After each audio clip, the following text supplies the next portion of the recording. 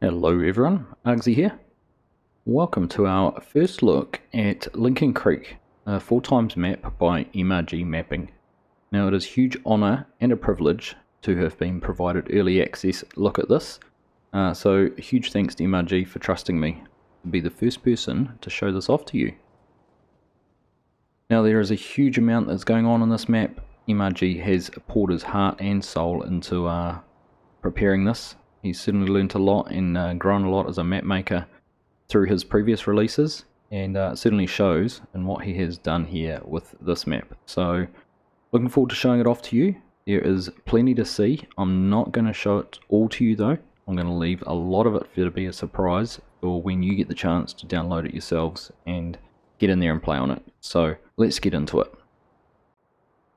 Here we are. This is our starting yard if you have started the game on New Farmer. I'll just bring the map up here. You'll see we're on the corner of road P150 and road P. Just in here where our little dot is. Now, we don't start off with any fields, or at least in the version I'm playing on. This is a pre-release version. It may change. I haven't actually asked MRG that. But here we go. The blue area is what you start off with as a yard. Now, there's some reasonably affordable fields over the road. 4.5 acres or 4.25 acres, $68,000. Field 31, 11.5 acres for $188,000. And for example, field 41, almost 76 acres, but it's $1.2 million. So it may be a case that obviously being PC only, we have options like easy development controls, all the tax signs to be able to add money into your game. So it may be a way that you do that, buy where you want to start, and it might not be this farm. There certainly is plenty of other options. So over in the corner there, two decent sheds. One sort of big shed there with the sliding doors, and then the smaller half-round little barn. Now I do know these have a very specific name in the Northern Hemisphere, and the life of me, I cannot pronounce it, so I'm not even going to try. Now over here we've got the grain complex. Now this is including the corn dryer. This is a global company dryer, so we've obviously got the options to put different crops in here, and for the corn, to put the corn in wet effectively and dry it to create dry corn. Now not all the farms have a silo complex like this. There is a variety which we'll show you, and in some instances the bins can only take one crop type, so whatever you put in first, you can't put another crop type in there, just to add to a little bit of that authenticity. The barn here, just a decorative object, just to add a little bit of life to the yard. And I do know that once MRG has released this, he will still be working on it to add more decoration, more features to the map. So the initial release will not be the finished version. However, one of the cool little features he has added, at least in this shed, is birds, or bird noise. So come in here and you get that really distinct sound of birds chirping in a shed, which I'm sure anyone who's been on a farm or been in a rural setting has heard, even out in your garage. If you hear a bird inside, it has that really, really distinct tone. So it's a cool little feature. At the moment it is only on this shed, but I do know he intends to add it to maybe not all sheds on the map, but certainly a number of others. And we have a farmhouse. Decorative only again, and as far as I can tell I haven't found a sleep trigger on the map yet, so that obviously opens it up if you do use the sleep triggers to put down a placeable, the pillow, the mat, something like that to define where you can sleep, which gives you options for which farm you use. So that is our starting farm. Now we'll take a quick look at the map and I'll show you around some of the features. As I said, the map is set out in quite a grid pattern. Now, if you've ever looked at York County, Nebraska, where this map is based off, looking on Google Earth, which I did as a little bit of research, this is very much how it looks. Very grid structured roads. Actually a lot of pivot irrigation I noticed. Now you can see down the bottom field 66 has a little bit of a curve in it, which indicates it may have been pivot irrigated. There isn't any on the map, but there are some placeables out there, so if you're interested you could look to add that in yourself. There's 12 farmyards on the map, or at least 12 that I've counted up, with a varying size of storage silos. So you can pick and choose where you might want to farm. You could set your farm up on one that has a rather large grain complex, a number of sheds, and run a huge arable operation out of. Or you might want to start off with some older equipment, maybe a single tractor, a small combine, and just a couple of silos to put your crops in. So the map does give you plenty of options like that. Now I'm not going to show you all 12 farms, but we will go and take a look at a couple of the different sized ones just to give you a feel for those. In addition, there is 5 animal yards. Again, these vary in size, from Lincoln Creek Dairy up the top there, which is a very large dairy farm, to smaller little feedlot type areas where you might just have a few cattle, if you're running seasons, some beef cattle where you might fatten those up to take to the meat plant, which we will touch on a little bit later. There's 5 main sell points across the map. There's the dairy factory up in the corner for all your dairy product. Down in the bottom is the ethanol plant. At the animal dealer there is the bale sell point, and then in the small town near the middle there is a couple more sell points in there as well. Then across the map there's a number of different various buy points for different products. So there's a area you can buy feed from. There's lime and dry fertilizer buy points. So there's a number of different options there for that. In the town area, which we'll go and take a little bit more of a look at, you'll find the main shop. So we'll show you that when we get there. I'll show you where you can buy your equipment from and where it will be delivered to. In terms of fields, 86 numbered fields, all of different shapes and sizes. Right from field 34, which is in the centre of the little town, which is only 2.2 acres and has a cost of just under $36,000. Right through to field 67, down near the bottom between roads 17 and 18, just under 140 acres and $2.256 million to buy. So an assortment of fields in between as well. So anything that might fit your budget or lead you in the way you want to grow the farm. There's also half a dozen or so pastures around with a mix of grass, alfalfa and field grass on them. So just perfect for cattle operations to get some silage or hay made off those. We'll take a look at a couple of those soon because we'll look a little bit further at the alfalfa and field grass. That is basically the map for you. Like I said, 4 times, lots of space, lots of opportunities to tailor the farm or choose the farmyard that would suit the way you want to play. And certainly gives opportunities for those who want to play with the smaller equipment, the bigger equipment, who want to focus on animals, on arable. Plenty of opportunities there to get involved on this map. There is a huge list of features which have been added to this map. There's too many for me to go through them all. I'm going to scroll them up there on the screen so you can see. But a lot of them you're just going to have to get in here and experience for yourself. But just some of the highlights for me. Global company, Maize Plus, Straw Harvest, Precision Farming and Seasons. MRG will be adding a custom precision farming in the next iteration, and also a custom geo, so look out for that. Some of the functional aspects of it, the grain mill, the ethanol plant, there's corn dryers on some of the farms, seasonal sell points, individual bins, so the grain bins won't take more than one crop, so whatever you put into it first is what has to stay in there. The animals, calves, meat production, just a huge amount of features that MRG has got on this. So we'll go and take a look at some of those. I'm not going to be able to show you them all, and frankly I don't really want to. I want to leave this for you to explore and experience. The additional crops that are in there. So at the moment we've got alfalfa, which you can see there on the left, very distinctive purple flower on it when it's ready to be cut. And then on the right here we have field grass. Now the benefits of field grass is if you mow this it will be dry grass, so no need to ted it if you want to make hay, which is a big advantage. One less operation that's needed to get to hay. So for working in a cattle yard or cattle operation, this makes that a little bit easier. Obviously alfalfa, we can pick it up as alfalfa windrow or dry it out to make alfalfa hay. So all products that can be used in the animal feed. Just carrying on from the additional crops, the alfalfa and field grass. If arable's more your thing, you'll notice here that MRG has included some custom textures in the map. So we have a planter running here planting some corn, so we're getting a nice row crop texture there, And you'll see, just as the planter peels past, appropriately at Kinsey, you'll see the texture there, and also see the custom texture there for when it's a cultivated state, so you get some of the stubble that might have been cut into the ground when you've cultivated it.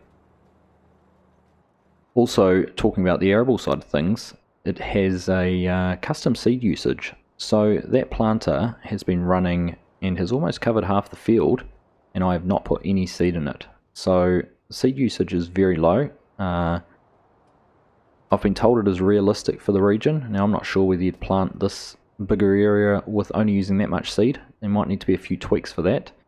And in fact, if we just jump in the tractor there, you'll see we've basically used 80% of our seed, which is only about 50 bushels. Now again, like I said, not sure whether that's a fair representation of how much seed should be used on a field of this size, but it's nice to have that as a feature added in there, and I'm sure if it needs any tweaks, MRG will be onto it. And in the same vein, we've got anhydrous ammonia built into the map. So we're just here at the buy point, which is in the main town. I'll show you where that is in a little bit more detail soon. If we just hop here into the 4440, you'll see we've got the tank on the back here. It's already got some anhydrous in it. If we just hit our refill, you'll see we're starting to fill up and spending a little bit of money to do it. So that is that's already all included, nothing you need to do. There is some great anhydrous packs out there. I know that will become a question. What do people use? This is one that I've found on Mod Network. I know JS Mapping have a great set that they've customized and used and made available from their Flint Hills when they first added anhydrous into that. And obviously our friends at Forward Ag have got some great gear in the pipelines. So hopefully that will become public in the not too distant future. So keep an eye out on those. The grain drying feature, this is through global companies, so you will have to have global companies installed. I know some people are against it, but it is one of the required mods to be able to use the grain dryers. So if we just bring up the global companies menu there, you'll see that there's 1, 2, 3, 4, 5, 6, 7 grain dryers scattered around. If I click on the map, you'll see where they are. This is the one at our home yard, another one just down the road from us there. Couple on the other side of the map, or more centered, one right down the bottom, one right at the top, and then one at the farm on the far side. If we just open up the one for the farm we were at, you can see there we've got all our crops we can store in these silos, which is the standard sort of crops: barley, corn, oats, canola, soybeans, sunflower, wheat, and of course the corn can be dried. Now if we just have a quick look at that, we've got our inputs there of corn. We need some propane, which you can buy through the menu. Obviously, just add some there. 500 litres is $774. So not a huge cost. And we've got the output there of dry corn. As I said earlier, seasons is supported. There is snow on the map, so if you get to the right temperature in seasons, there'll be the opportunity to go and plough snow off your roads. Obviously you can see there the trees. There's a variety of trees, so some are evergreen and some are deciduous. So you get a sort of mix there, particularly in winter, of some trees with leaves on and some without, which is a little bit different and quite nice to just vary the textures that come through on the trees. And now we're standing out in field 32, which is just opposite the town. You can see the church, the silos and that in the background. And we're just waiting to see what happens with this rain in this little depression that's in front of us. I have it on good authority that there might be some flooding, so we'll just speed up time and see what might happen.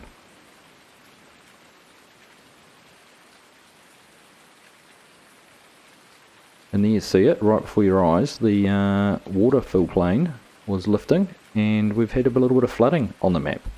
So another little touch there that you have to deal with. I think there's at least 3 locations around the map which all experience flooding.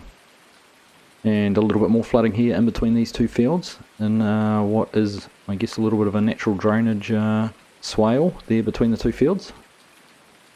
Looks like the birds are enjoying a little bit of a bath out in the puddle there in that field as well. So that's at least 3 spots I've found around the map. I'm not sure if there's more, there could be.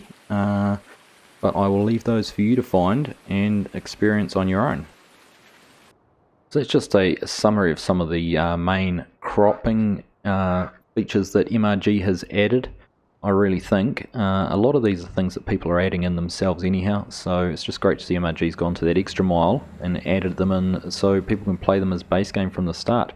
Obviously, you know, you don't have to use anhydrous, you don't have to use the corn dryers if you don't want to. You can still sell your corn just as corn, but I just think it adds just that little bit more authenticity and, you know, more options for your gameplay, which I think is fantastic and certainly something I'm looking forward to trying out when I get onto the map.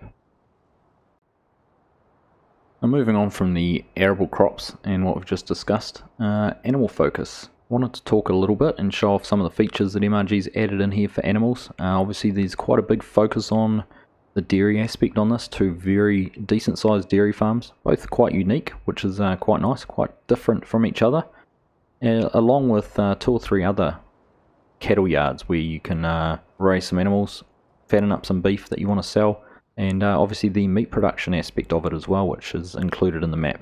So we are up here in the Lincoln Creek Dairy near the top of the map. Now this is what I would say is the biggest of the 2 main dairy farms. There's 2 very big milking parlours effectively. So if we just come up over here to the green door, we can bring up our animal dealer menu. And there we have our options to buy some cows. So we'll just quickly buy some brown cows there for that one. And then if we go over to the other door, just here, we'll buy some black and white cows. Move those as well. And then if we come down to the yards at the end, and you'll see we've got some cows in here. Not quite sure what they're grazing on. It's probably a little bit off with the animation, but we've got the black and whites down this end, and the mirror image stalls at the other end of the building are the brown cows. So these will produce milk out of here. If we just bring up our menu there, you can see the food, total mixed ration, silage, hay, grass, and alfalfa hay windrow, so pretty much standard for that. And likewise down the bottom there, the black and whites, you can see we've got some milk. Now I'll show you the other one in a minute, but you can see that pen, which is at one of the other farms, doesn't produce milk, so that is more of a beef fattening operation. So you can fatten up your animals and take them off to the meat production point to sell at the steakhouse. And while we're still down here at Lincoln Creek Dairy, we'll just come over here to this barn, which is for calves. So we'll just bring the dealer menu up again there, and you can see the brown, black, or black and white calves we can purchase. So we'll get a few of those, put them in the barn, and you can see these little calves walking around. So you can use the milk from the cows to feed those and get them to grow, even with their own little, very distinct calf moo. So plenty of scope here for Lincoln Creek Dairy to run a rather large dairy operation.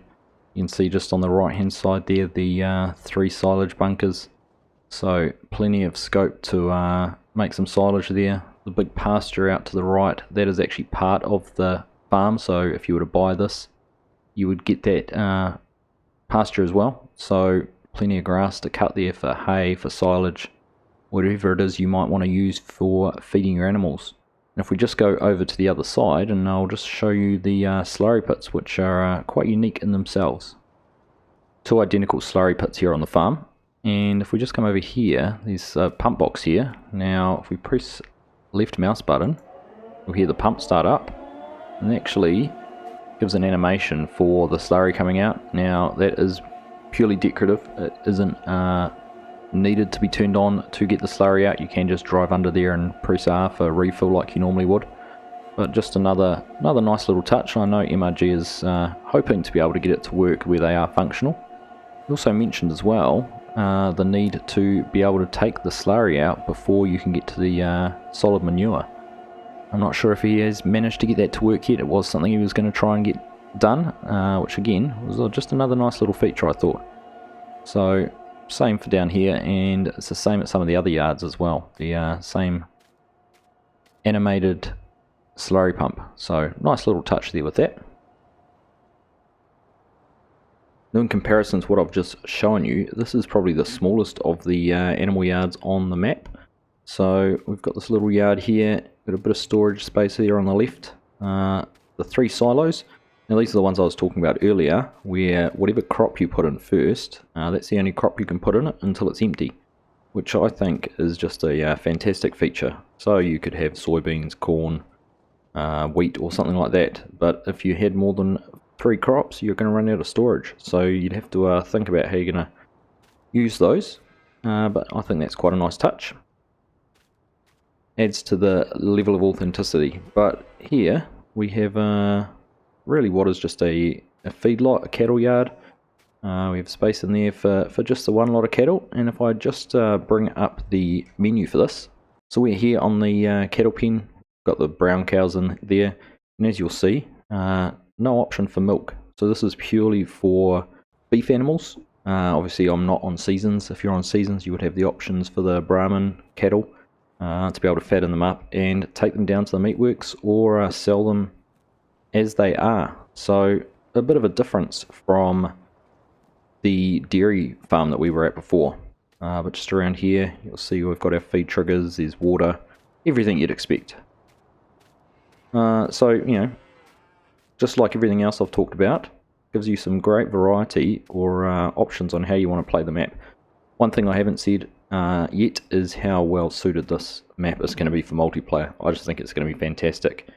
You could have a farmer who focuses on dairy, you could have a farm which focuses on cropping, you could have one that focuses on beef, and share resources between them, or play independently, however you might like. But I just think some of those things might just make this fantastic for multiplayer.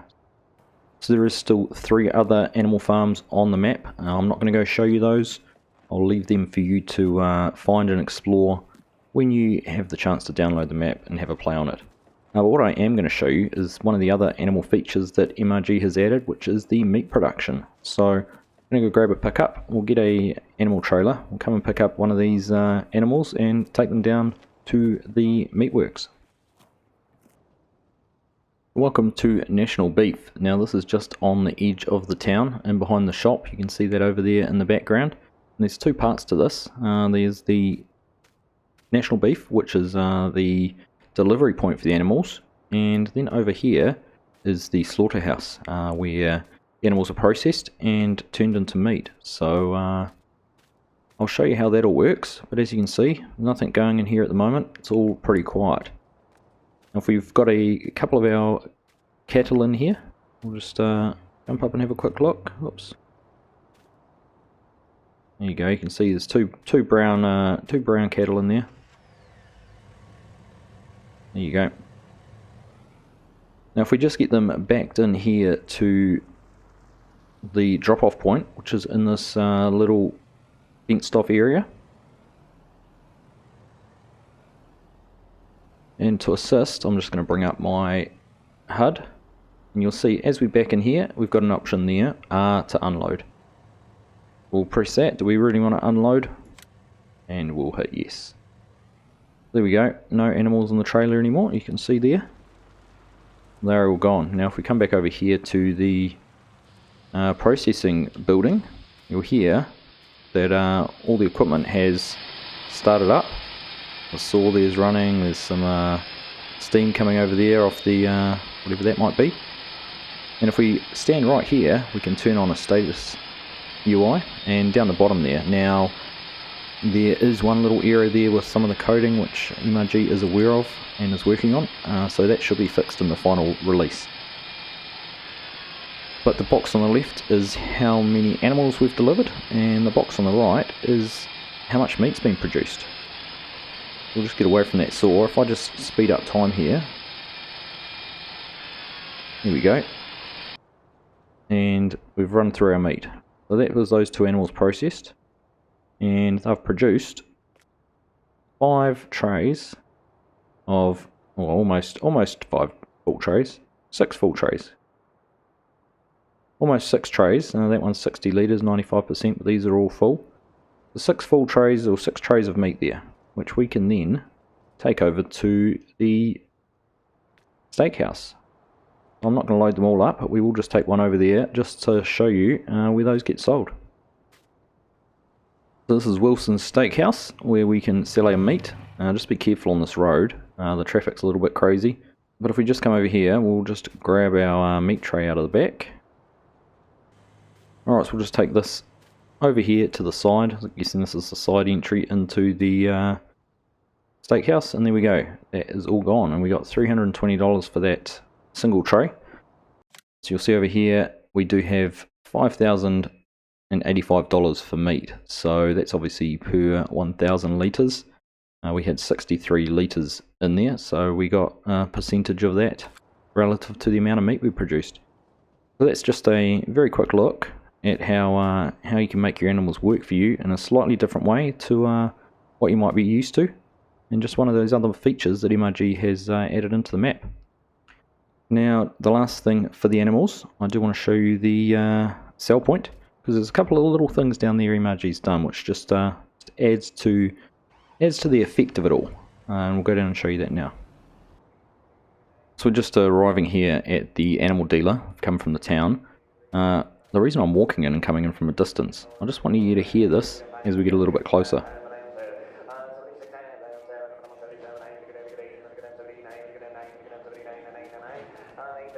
So we'll head over here. MRG's added a little auction house with a custom sound for that, much like he did with the birds. And just a nice little touch that when you're down here at the animal dealer, you've got an auction house, and you can hear sort of ongoing sounds of an animal auction. So again, just another simple little touch that he's added to it that just takes it to that one little step of authenticity further. And adding to that is the animated animals here down at the sell point. So we've got some cows walking around in the yard, and again, just another little addition. But a nice little touch which makes it feel all that more alive as a map. And then the other part of the animal dealer here is the bale sell point, which has been added in too. So obviously if you're creating more feed than you need, you can bring it down here to sell. So I hope that gives you a bit of an overview of the animal features on the map. I hope I've covered off pretty much all of them. There might be more added. Who knows what MRG is going to come up with version 2. I do know he has some things in plan, so we'll just keep an eye out for those. But everything I've shown you will be available in the map when you download the first version. Let's move on and have a look at some of the other farmyards around. As we said earlier when we were looking at the map, there is about 12 farmyards scattered around. I'm not going to show you them all. I am going to go and pick a small, a medium and a large sized one, just to show you and give you a general feel of how MRG's laid them out, just the sort of different styles of farming you could do on these. So we'll go and start with the smallest one and work our way up to one of the bigger farms. So this would be one of the smaller arable farms on the map, where just over here, I'll show you on the map, Road 20, which is kind of over in the top left hand corner, not far from Lincoln Creek Dairy. Now if we just zoom in there, you'll see you can buy this independently. It's not attached to a field, so $72,500, this could be your starting yard. The fields around it, quite large. Field 18 for example, $285,000.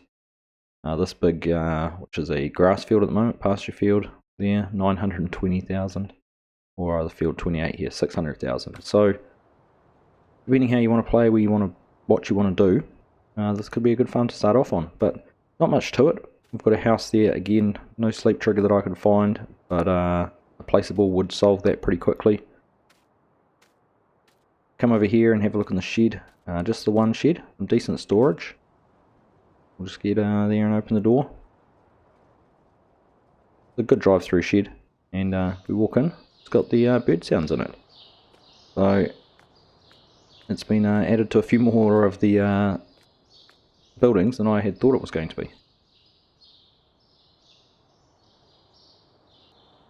And if we wander out the back here, we will find that there's 2 grain bins with those same load and unload points. You'd need an auger for these ones, and obviously an auger as well to get the grain back out of them. And obviously what you've put in there, you can only have one crop type in each bin, so pretty small and compact. a bit of space around it that you could, you know, we could plonk another shed just in here if you wanted to, but it might compromise your access into the bins. So that's just a look at one of the smaller yards. We'll move on now and go and check out one of the more medium-sized yards. We've moved over to the other side of the map now, just next to field 58. And if we just have a quick look here, this farmyard would set you back $123,000. Now, as we mentioned earlier, certainly the way this side of the map is set up is a lot more geared towards arable land. It's a bit further away from the dairies, the fields are a lot larger, so really good setups for getting into some cropping. Now if we just wander in here, you see the farmhouse there on the left. We've got a nice open shed there, plenty of space for storage, and then as we wrap around the back here, you'll see this really opens out to provide some good shed space. Shed there on the left, a couple more here on the right. We'll just go in there and check if the birds are roosting inside or not. There we go. Not in this shed yet. May not be added either. I know MRG was only going to do it into some. Not sure if it was going to be all. I'm not sure. There we go. We've just got close enough. So it's been put in this shed rather than having them in all. There we go. Nice touch. And then around the back here we've got a bin set up with 4 bins. So obviously a little bit more scope for some grain storage. We'll just open the door up here and have a look in this one. Nothing in there, but just some more storage space. So like I said, one of the more medium sized, and there'd be 3 or 4, maybe 5 farms of this sort of size. Some of them around this size might have a corn dryer on them. There was 7 or 8 of those scattered around. So again, you can pick and choose to what suits you. You're not bound to stay with any one particular farm. Let's move on to one of the biggest, if not the biggest, arable farm on the map. So the last of the 3 yards we're going to look at, over here on the right hand side of the map, we'll just see there, not far away from where we were just down at this one here next to field 58. We've come up here to this area here. Now we just look at the cost, $127,000. So it's actually only $4,000 more expensive than that yard, and you certainly, I would say, you get a lot more benefits with this one. Nice accessibility, good roading network in here, obviously like we looked at before, but this is set up almost like a, obviously like it says there, custom harvesting company. We'll just go and have a look in here. We've got the house there on the left, there's a office building there, again can't go into that. 2 really good sized sheds, obviously the one there on the right not quite as big as this one, but if we just open the door up on here, got the smaller door there, but then this really big door. So you should be able to get some decent sized headers in through there. And walk in through here and we'll get some more bird noises. Wrap around the corner. Basically a mirror image, not quite as big a space. But certainly lots of storage space for equipment. Let's go over here and have a look at this shed. A little bit smaller, looks like it might be set up as a workshop, is it?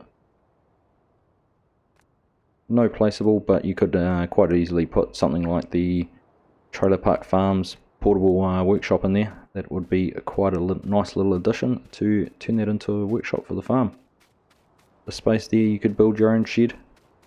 And then over here is the grain complex, and this is a lot larger, and around the back here has the grain dryer. So you won't be quite as limited with storage options for your crops. Obviously being the global company's dryer, you can put pretty much whatever you want in there. But there's half a dozen bins there anyhow, so if you wanted to play with some sort of realism, you do have capacity there. There's 2 on the left here and 3 more on the right. So capacity there, I guess, to say you could have 5 different crops stored, depending on how you want to treat the drying and everything like that. As I said, this would probably be the biggest of the yards. There is the weighbridge down the back here as well. So again, leaves it nice and open for you to set up and play however you might want to, which I think, and I'm going to repeat myself again, is just one of the great features of this map. So that has been my first look at Lincoln Creek, soon to be released by MRG Mapping. It is a conversion of the FS19 map originally by RandomSPARKS, but with a whole lot of new features and just about completely built from the ground up by MRG. Now I do know that this is version 1, it's due to be released in the next few days. Version 2, MRG's described as his home run, so it'll fix up any bugs that might arise as people play on it, so make sure you jump on his Discord server and share those with him. But version 2 is going to come with even more features. Built-in precision farming, a built-in geo, snow drifts across the map, snow on top of some of the sheds or most of the sheds, even snowmobile paths and snow missions across the map. A whole lot more optimization, more decoration, indoor lighting to the sheds, and just further animated objects across the map. So tread carefully with version 1. I don't know whether version 2 will require new saves, so just bear that in mind, but certainly once it's out there, get into it, download it. I have thoroughly enjoyed having a look around the map, bringing to you a look at some of the features. This deliberately hasn't been a map tour. I have more wanted to be a map highlight or a first look. So where to find it? Keep an eye on MRG's Facebook page. His maps are all released through Mod Network. I'll put a link to that down in the description. Jump onto his YouTube channel. If you don't subscribe to him already, make sure you do. Go and do that. He has some banging streams. Always good fun, so get in there and enjoy. And if you want to learn a bit more about map making, I know he has a Patreon site as well, so where he has some map making lessons that he is making available to some of his Patreon members. So I've seen some of the work, he's shared some of the work that his students, as he's called them, have been working on, and it's looking fantastic. A big shout out as well to all that have helped MRG, his map testers, the supporters for their help. There'll be a full list of all of them in the credits, but I do know he's had some great help from the community, particularly a lot in his Discord server, so thank you to everyone there. Now this year for me has been a real highlight for the new maps that have come out for Farming Simulator 19. The boundaries have been being pushed even further than I think anyone ever imagined when the game was first released. You throw in names like Oxygen David with Charlington Valley, Lancey Boy with American Life Farming, DJ Modding's Oklahoma, Camille's Peace River, and Liberty Fields by Julie Neff Modding, soon to be released. Farmer Andy with his game-changing Hofbergman, and that's just a few. There is many more I haven't named. But after spending some time on this map, I can safely say I would add MRG Mapping to that list. This really is a culmination of everything he's learnt and implemented through his map making adventures so far, and with the addition of some features that other map makers have come up with as well. So it's just great to see the community sharing some of those ideas and leading to stunning maps like this being released.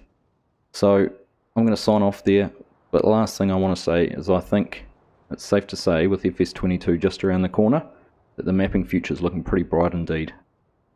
I hope you've all enjoyed that. Thank you all very much for watching, and I will catch you in the next one.